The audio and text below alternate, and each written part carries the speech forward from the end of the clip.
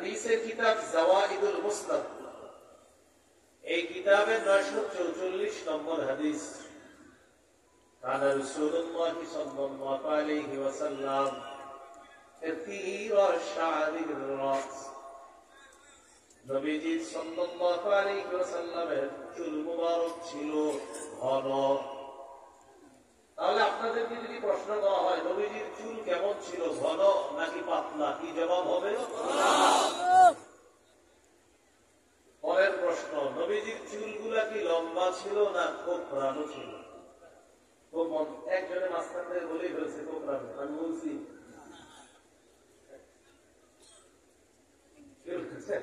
আগে শোনেন। প্রশ্ন হলো চুল কেমন ছিল, কি লম্বা একেবারে নাকি কোঁকড়ানো? সহিহ মুসলিমের বর্ণনা 2347 নম্বর হাদিস। এই হাদিসের বর্ণনাকারী আনাস ইবনে মালিক রাদিয়াল্লাহু তাআলা তিনি বলেন, عن أنس بن مالك رضي الله تعالى عنه قال আনাস ইবনে মালিক রাদিয়াল্লাহু তাআলা আনহু বর্ণনা, আল্লাহ নবীর চুলের ব্যাপারে তিনি বলেন, লা বিল জাদিল কাতিতি ওয়ালা বিসসাবতি, চুলগুলো একবারে কোঁকড়ানো ছিল না, আবার একবারে লম্বা ছিল না। তাহলে আপনাদেরকে জিজ্ঞাসা করি, চুলগুলা কেমন ছিল, কি লম্বা ছিল না কোঁকড়ানো? জবাব হবে, বলেন একেবারে, বলেন একেবারে কোঁকড়ানো ছিল না, লম্বাও ছিল না। তাহলে কেমন ছিল? মিডিয়াম। এটাও হাদিসে আছে, কেমন ছিল এটা বলতেছে। এই জন্য আপনারা ইনশাআল্লাহ এই জন্য নিয়ত থাকবে, শেষ পর্যন্ত আমি এমন কিছু বলবো না যেটা কোরআন হাদিসে নাই। তাহলে বললাম একবারে কোঁকড়ানো না, একবারে লম্বা না, তো বললাম কেমন, একবারে মিডিয়াম। আমি বলি তো মিডিয়াম কেমন ছিল, এটাও হাদিসে আছে। সুবহানাল্লাহ। আর জামিউস সগীর হাদিসের কিতাব, এই কিতাবের 6475 নম্বর হাদিস। হাদিসের বর্ণনাকারী আবু হুরায়রা রাদিয়াল্লাহু তাআলা তিনি বলেন, عن أبي هريرة رضي الله تعالى عنه كان رسول الله صلى الله عليه وسلم رجل الشعر, নবীজির চুল মুবারক একেবারে লম্বা ছিল না, একেবারে কোঁকড়ানো ছিল না, বরং তার চুল মুবারক ছিল ঈষৎ ঢেউ খেলানো, হালকা ঢেউ খেলানো। বাতাস না থাকলেও মনে হতো আল্লাহ নবীর চুলগুলা হালকা ঢেউ খেলতেছে। আলহামদুলিল্লাহ কাফা ওয়া সালামুন আলা ইবাদিহিল্লাযীনা ইসতাফা। আম্মা বা'দু ফাআউযু বিল্লাহি মিনাশ শাইতানির রাজীম। বিসমিল্লাহির রাহমানির রাহিম।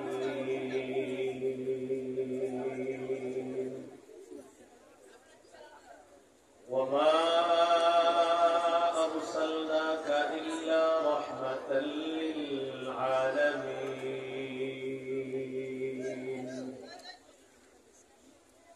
وقال رسول الله صلى الله عليه وسلم إن الله اصطفى من ولد إبراهيم إسماعيل واصطفى من ولد إسماعيل بني كنانة واصطفى من بني كنانة قريشا واصطفى من قريش هاشما واصطفاني من بني هاشم. اللهم صل على محمد وعلى آل محمد كما صليت على إبراهيم وعلى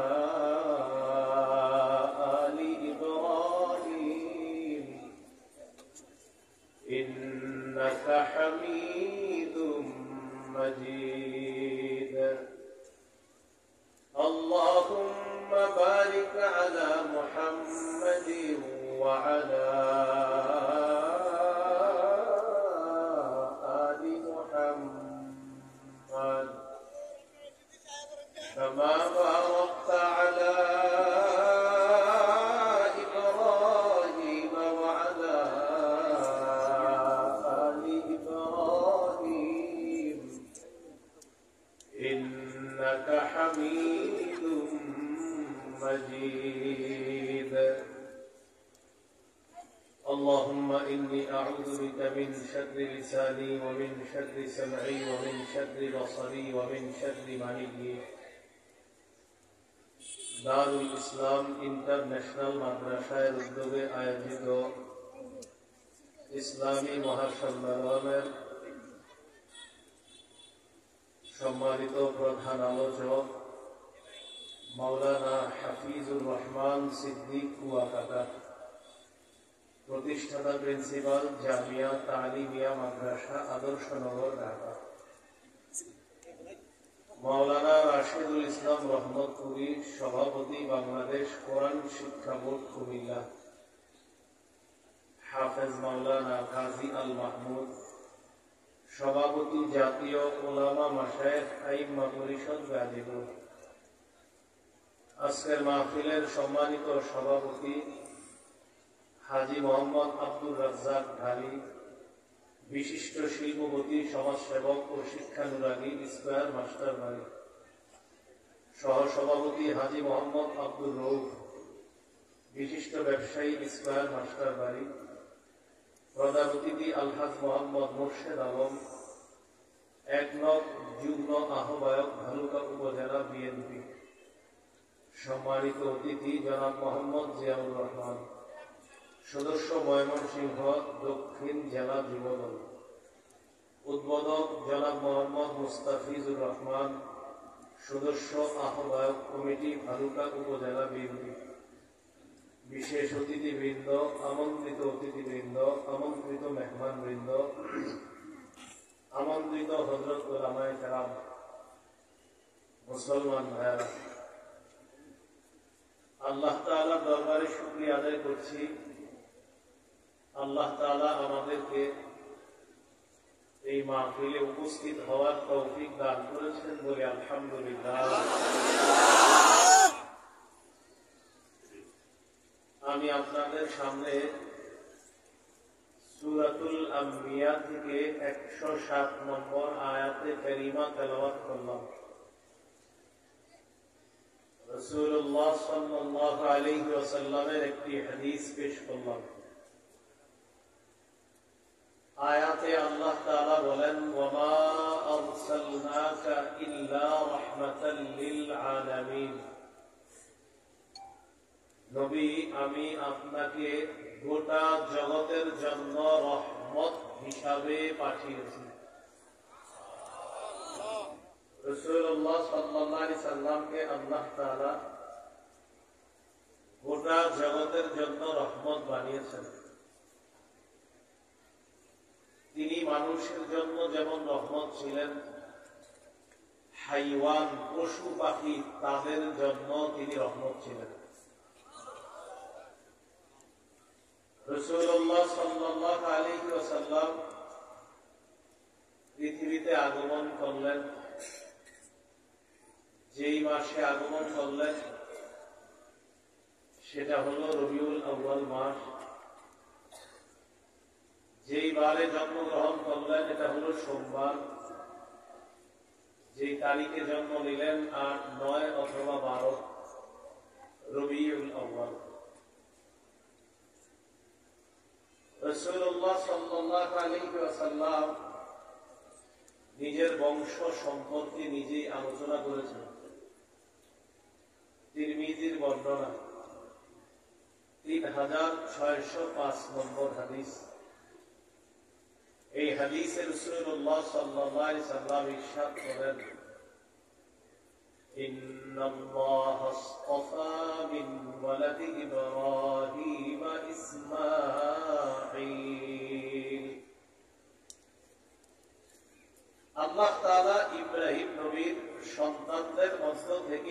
ইসমাইল নবীকে নির্বাচন করেছেন। ওয়াসতাফা মিন ওয়ালাদি ইসমাঈলা বানি কিনানা, ইসমাইল নবীর বংশ থেকে বনু কেনানা গোত্রকে নির্বাচন করেছেন।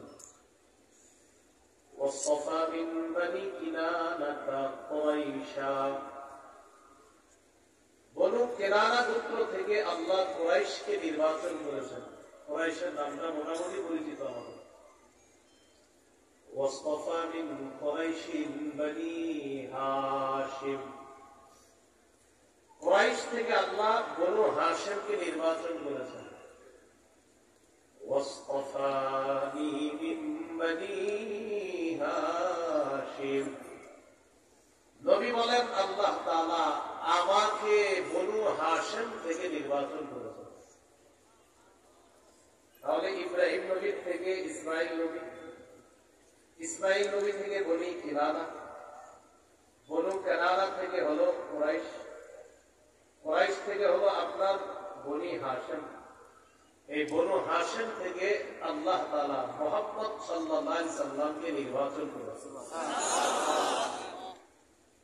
রাসূলুল্লাহ সাল্লাল্লাহু আলাইহি সাল্লাম বলেন আমার 5টি নাম আছে। সহিহ বুখারীর বর্ণনা, قال رسول الله صلى الله عليه وسلم لي 5 أسماء, নবীজি বলেন আমার 5টি নাম আছে।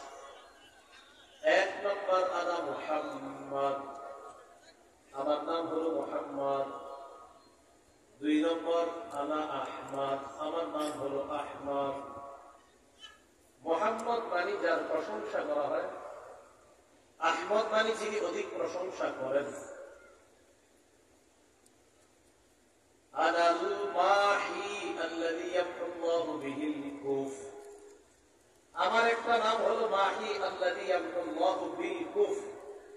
আমার মাহি নামের অর্থ হলো আল্লাহ তাআলা আমি নবী মুহাম্মদ সাল্লাল্লাহু আলাইহি সাল্লামের মাধ্যমে কুফরকে মিটিয়ে দিবেন। সুবহানাল্লাহ।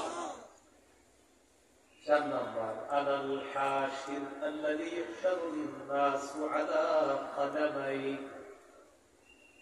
আমার একটি নাম হলো হাশির, কিয়ামতের ময়দানে সর্বপ্রথম আমাকে উঠানো হবে, এরপর সব মানুষকে সমবেত করা হবে। 5 নম্বর আনাল আকিব, আমার নাম আকিব, আমি সর্বশেষ নবী হিসাবে পৃথিবীতে আগমন করেছি। এই হলো নবী সাল্লাল্লাহু আলাইহি সাল্লামের 5টি নাম। নবীজির একটা কুনিয়ত আছে আবুল কাসেম, কি নাম? রাসূল সাল্লাল্লাহু আলাইহি সাল্লামের একটা সন্তান ছিল নাম কাসেম। তিনি নবীজির নবুয়ত প্রকাশের আগে জন্মগ্রহণ করেছেন। কাসেম নামক সন্তান যিনি ছিলেন তিনি নবীজির নবুয়ত প্রকাশের আগে জন্ম নিয়েছেন। তো কাসেমের বাবার আদি হলো আবুল কাসেম, কাসেমের বাবার আদি কি? এই জন্য রাসূল সাল্লাল্লাহু আলাইহি সাল্লামের আরেকটা উপনাম হলো আবুল কাসেম সাল্লাল্লাহু আলাইহি ওয়াসাল্লাম। রাসূলুল্লাহ সাল্লাল্লাহু আলাইহি ওয়াসাল্লাম দুনিয়াতে আগমন করলেন। তিনি দেখতে কেমন ছিলেন? এক বাক্যে আমরা প্রথমে জানবো তিনি দেখতে কেমন ছিলেন। হাদিসের একটি কিতাব আছে নাম আল জামিউস সগীর। এই কিতাবের 6452 নম্বর হাদিস। এই হাদিসের মধ্যে আছে কানা রাসূলুল্লাহ সাল্লাল্লাহু আলাইহি ওয়াসাল্লাম আবিয়াদা কাআন্নামা সিগা মিন ফিদ্দা। রাসূলুল্লাহ সাল্লাল্লাহু আলাইহি সাল্লাম দেখতে এতটাই সুন্দর ছিলেন, তার দেহটা দেখলে মনে হতো যেন দেহটা রূপা দিয়ে নির্মাণ করা হয়েছে। সুবহানাল্লাহ। একবার রাসূলুল্লাহ সাল্লাল্লাহু আলাইহি সাল্লামের মাথা থেকে পা পর্যন্ত বর্ণনা মন দিয়ে শুনেন। নবীজির মাথা মুবারক কেমন ছিল? তিরমিজির হাদিস 3637 নম্বর হাদিস, 3637 এই হাদিসের মধ্যে আছে কানা রাসূলুল্লাহ সাল্লাল্লাহু আলাইহি ওয়াসাল্লাম দাখমার রাসি, আল্লাহ রাসূল সাল্লাল্লাহু আলাইহি সাল্লামের মাথা মুবারক তুলনামূলক একটু বড় ছিল, বেশি ছোট ছিল না, তুলনামূলক একটু বড়, দেখতে চমৎকার লাগত। নবীজির মাথার চুলগুলো কেমন ছিল, ঘন নাকি পাতলা? হাদিসের কিতাব জাওয়াইদুল মুসনাদ, এই কিতাবের 944 নম্বর হাদিস, কানা রাসূলুল্লাহ সাল্লাল্লাহু আলাইহি ওয়াসাল্লাম কাসীর আশ-শা'রির রাস, নবীজি সাল্লাল্লাহু আলাইহি ওয়াসাল্লামের চুল মুবারক ছিল ঘন। তাহলে আপনাদেরকে যদি প্রশ্ন করা হয় নবীজির চুল কেমন ছিল, ঘন নাকি পাতলা, কি জবাব হবে? পরের প্রশ্ন, নবীজির চুলগুলা কি লম্বা ছিল না কোঁকড়ানো ছিল? একজনের মাঝখান থেকে বলেই ফেলছে কোঁকড়ানো, আমি বলছি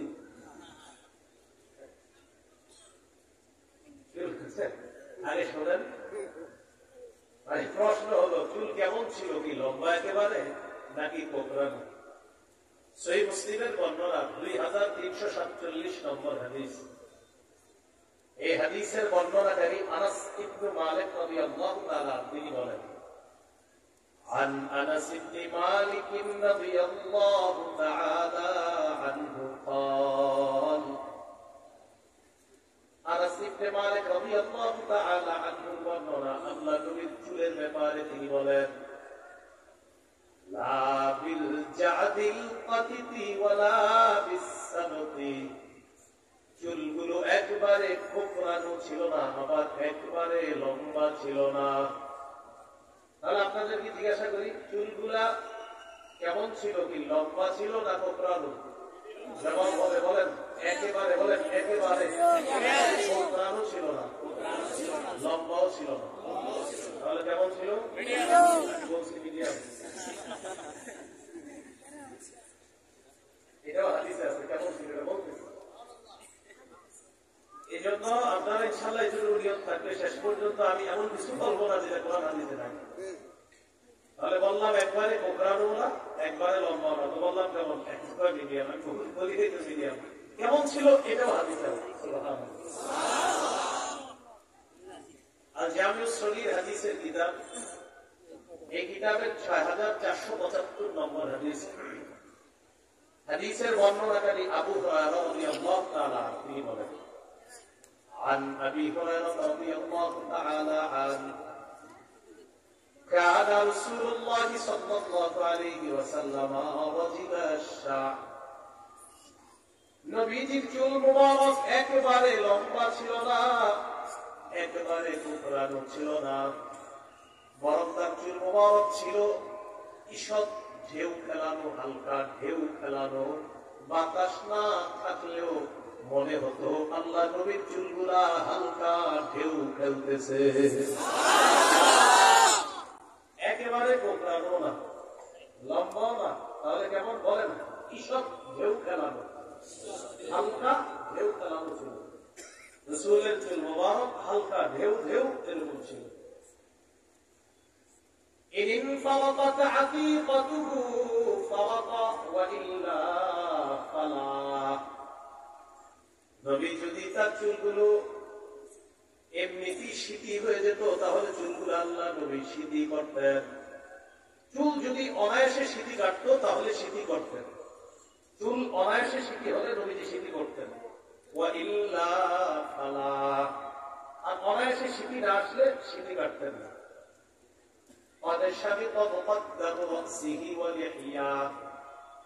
মাথার সামনের চুল আর কিছু দাড়ি পেকে গিয়েছিল।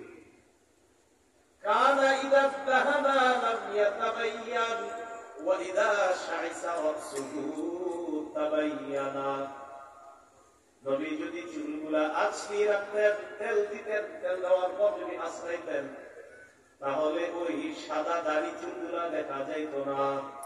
তেল দিলে সাদা চুল দাড়ি দেখা যাইত না। বেশি না কিন্তু কয়েকটা হালকা। এক সাহাবী তো বলেন ইন্তেকালের সময় তিনি পুরা গইরা চুলদারি মিলাইয়া 20টা সাদা হয়েছে। তাহলে বেশি সাদা ছিল না, কয়েকটা, তাও তেল দিয়ে রাখলে প্রকাশ পাইত না।